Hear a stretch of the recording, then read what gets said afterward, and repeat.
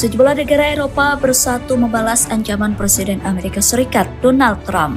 Sebelumnya, Trump mengancam akan memberlakukan tarif tambahan sebesar 10% terhadap negara Eropa yang menentang ambisi merebut. Bayangkan, sebuah pulau raksasa yang seluruh permukaannya tertutup es, tiba-tiba berubah menjadi pemicu retaknya aliansi militer terkuat di dunia. Donald Trump baru saja memberi label dijual pada sebuah negara berdaulat, dan dunia kini seolah menahan napas. Greenland tidak untuk dijual. Itulah pernyataan tegas pemerintah Denmark. Namun bagi Washington, kata tidak hanyalah permulaan dari negosiasi yang bersifat memaksa. Isu ini bukan sekadar soal tanah dan es, tetapi ancaman tarif yang berpotensi mengguncang ekonomi global, retakan di tubuh NATO, hingga dampaknya yang mulai terasa sampai ke meja makan kita di Indonesia. Pertanyaannya, mengapa Trump begitu terobsesi dengan Greenland sampai berani mempertaruhkan hubungan dengan sekutu terdekatnya? Dan yang lebih mengejutkan, ada rencana besar di balik layar yang melibatkan persaingan sengit dengan Rusia dan Tiongkok yang jarang sekali dibahas media arus utama. Namun sebelum kita mengupas rencana rahasia itu, kita perlu melihat apa yang sebenarnya memicu kemarahan besar di Eropa saat ini. Oke, mari kita bicara secara terbuka. Mengapa Greenland? Jawabannya sederhana, lokasi. Di era ketegangan global tahun 2026 ini, siapa yang menguasai Arktik? Dialah yang menguasai jalur perdagangan masa depan. Trump memandang Greenland sebagai kunci utama untuk membendung dominasi Rusia dan Tiongkok di Kutub Utara. Bagi Trump, ini adalah transaksi real estate terbesar dalam sejarah. Namun bagi Denmark, ini merupakan penghinaan terhadap kedaulatan mereka. Reaksinya pun sangat keras. Denmark menetapkan garis merah yang tidak bisa ditawar. Masalahnya, Trump memiliki senjata yang ditakuti banyak negara, tarif perdagangan. Laporan menyebutkan bahwa negara manapun yang menghalangi ambisi ini berisiko menghadapi tembok pajak impor yang mencekik. Inilah yang membuat para pemimpin Eropa, seperti Emmanuel Macron, mulai gerah. Mereka melihat ini bukan lagi diplomasi, melainkan intimidasi ekonomi yang berbahaya. Menurut kalian, apakah masuk akal sebuah negara mencoba membeli wilayah negara lain di era modern seperti sekarang? Atau ini sekadar taktik gertakan politik? Tulis pendapat kalian di kolom komentar. Saya ingin mengetahui sudut pandang kalian. Namun disinilah ceritanya berubah drastis, karena dampak gesekan ini ternyata tidak berhenti di Eropa saja. Gelombangnya mulai terasa hingga ke Jakarta. Di tengah kegaduhan transatlantik ini, Indonesia di bawah kepemimpinan Prabowo Subianto dipaksa mengambil posisi. Tekanan ekonomi global akibat ancaman perang tarif Amerika Serikat mulai merembet ke mitra dagang di Asia Tenggara. Namun Indonesia bukanlah penonton pasif. Sikap pemerintah sangat tegas. Kita tidak boleh rentan terhadap gejolak eksternal. Presiden Prabowo langsung tancap gas dengan mempercepat program swasembada pangan dan energi. Tujuannya satu, agar ketika dunia batuk akibat perang tarif, ekonomi kita tidak ikut terserang flu. Indonesia bahkan mulai memperkuat barisan bersama negara-negara ASEAN dan meningkatkan peran di forum ekonomi seperti BRICS. Ini merupakan langkah strategis yang berani untuk menjaga stabilitas perdagangan di tengah ketidakpastian geopolitik yang semakin kompleks. Indonesia seolah mengirimkan pesan bahwa kita memiliki jalur mandiri untuk bertahan.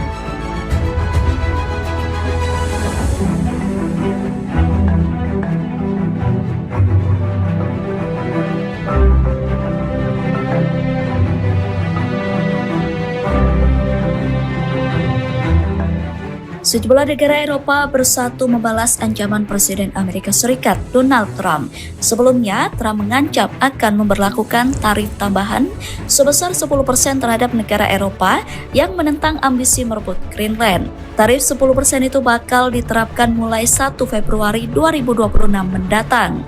Ancaman itu menyasar 8 negara yakni Denmark, Prancis, Jerman, Inggris, Swedia, Norwegia, Belanda, dan Finlandia. Trump bahkan mengancam tarif bisa melonjak hingga 25% jika tuntutannya diabaikan. Merespon ancaman itu, para petinggi Uni Eropa menyatakan sikap bersatu. Presiden Komisi Eropa Ursula von der Leyen sekaligus Presiden Prancis Emmanuel Macron dan Kanselir Jerman Friedrich Merz merespon ancaman Trump.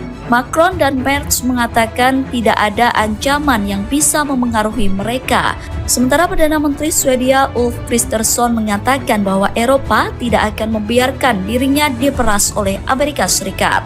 Sebagai balasan kenaikan tarif Trump, Eropa bakal membatasi masuknya produk Amerika Serikat.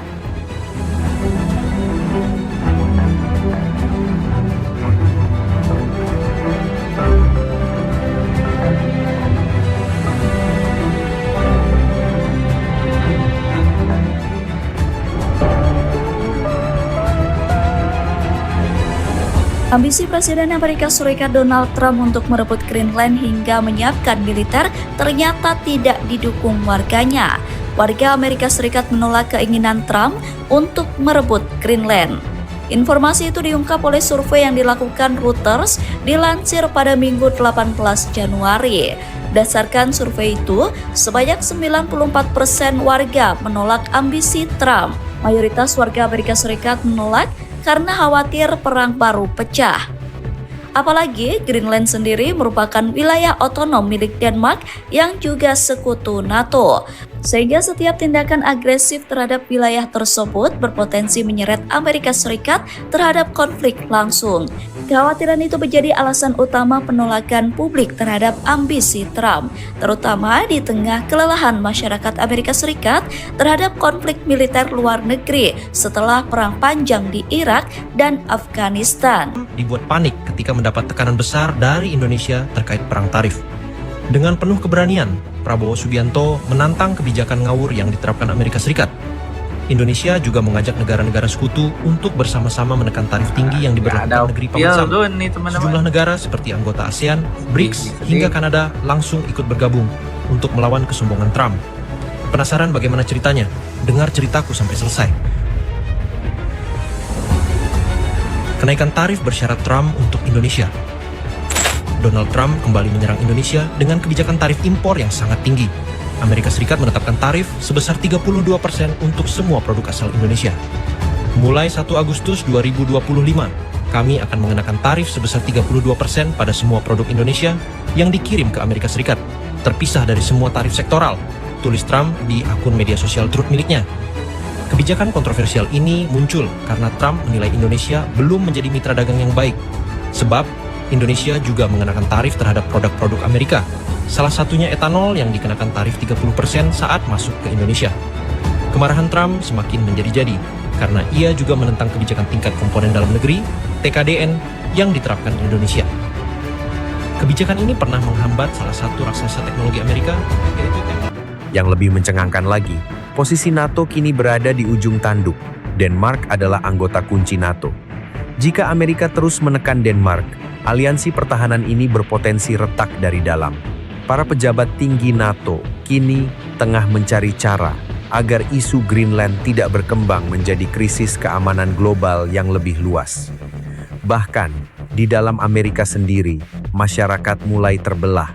Survei terbaru menunjukkan bahwa warga Amerika lebih menginginkan pemerintah fokus pada stabilitas domestik dibanding memicu ketegangan di kutub utara. Trump berargumen bahwa langkah ini demi keamanan nasional dalam menghadapi Rusia. Namun bagi dunia, ini adalah risiko yang terlalu besar untuk diambil. Pada akhirnya, komunitas internasional hanya bisa menunggu langkah diplomatik berikutnya. Apakah ini akan berakhir di meja dialog, atau kita benar-benar akan menyaksikan perang tarif yang memicu perlambatan ekonomi global secara permanen? Satu hal yang pasti, dunia di tahun 2026 tidak lagi sama. Negara seperti Indonesia telah bersiap dengan memperkuat kemandirian nasional. Karena di tengah ego para raksasa geopolitik, hanya mereka yang mandiri yang akan mampu bertahan.